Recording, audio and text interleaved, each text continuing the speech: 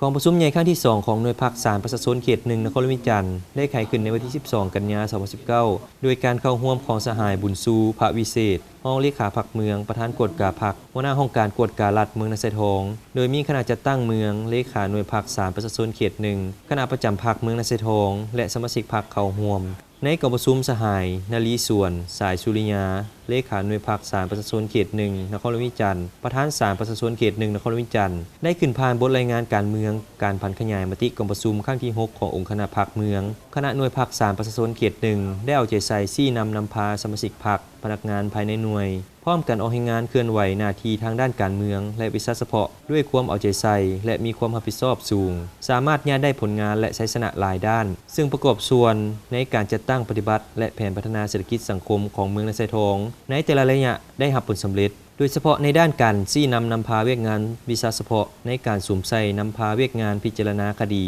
เป็นปัญหาสำคัญและเป็นหน้าที่ต้นต่อของศาลประชาชนเขต1นครหลวงวิจารณ์โดยได้ค้นคว้าปัญหาสำนวนคดีคำห้องขอค่าเสียหายและออกคำสั่งต่างๆเพื่อให้การดำเนินคดีถูกต้องตามขั้นตอนติดตามเก็บกรรมสถิติทะเบียนที่ถูกศาลตัดสินค้นคว้านิติกรรมต่างๆที่พัวพันการละเมิดกฎหมายในท้องถิ่นได้ลงเผยแพร่และซิดสอนบรรดากฎหมายต่างๆให้อำนาจการปกครองบ้านกลุ่มบ้านอยู่แต่ละเมืองที่ขึ้นกับความรับผิดชอบของตนประสานสมทบกับภาคส่วนที่เกี่ยวข้องเพื่อต้านและสกัดกั้นปรากฏการณ์ย่อท่อให้ลดลงเทอละก้าวหน่วยภาคนำพาการดำเนินคดีอาญาเฮ็ดให้การพิจารณาตัดสินคดีของศาลถูกต้องเป็นธรรมโดยได้มีการร่วมมือจากองค์การอัยการประชาชนและองค์การสืบสวนสอบสวนเป็นอย่างดีรับประกันการพิจารณาตัดสินให้ถูกต้องตามระเบียบกฎหมายแสดงออกในสถิติการดำเนินคดีของคณะศาลอาญาคณะศาลแพ่งคณะศาลครอบครัวและคณะศาลแรงงานในนี้คดีอาญามีคดีข้างมา14เรื่องคดีเข้าใหม่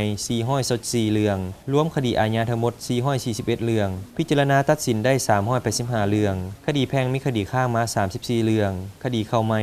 632เรื่องรวมคดีแพ่งทั้งหมด600กว่าเรื่องและพิจารณาตัดสินได้400กว่าเรื่องในตอนท้ายของกองประชุมก็ได้มีการป้อนบัตรคัดเลือกเอาคณะหน่วยพรรคสุดใหม่ซึ่งมีผู้ที่มีมาตรฐานเงื่อนไขครบถ้วนในการสมัครจำนวน7สหายผ่านการป้อนบัตรก็ได้คณะหน่วยพรรคจำนวน5สหายคือสหายนาลีส่วนสายสุริยาเป็นเลขาสหายนางพัลลิดาพรสิมเป็นห้องเลขาและสหายแสงพระจันทร์พันประเสริฐห้องเลขารับผิดชอบเวียกงานกวดกา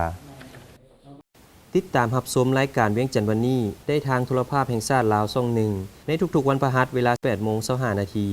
และวันศุกร์เวลา 15:25 นหรือติดตามทางช่องทาง YouTube เวียนเทียนเรดิโอทีวีและ Facebook พิมพ์คำว่าสถานีวิทยุโทรภาพนครหลวงวิจารณ์เวียนเทียน Today ได้ตลอดเวลา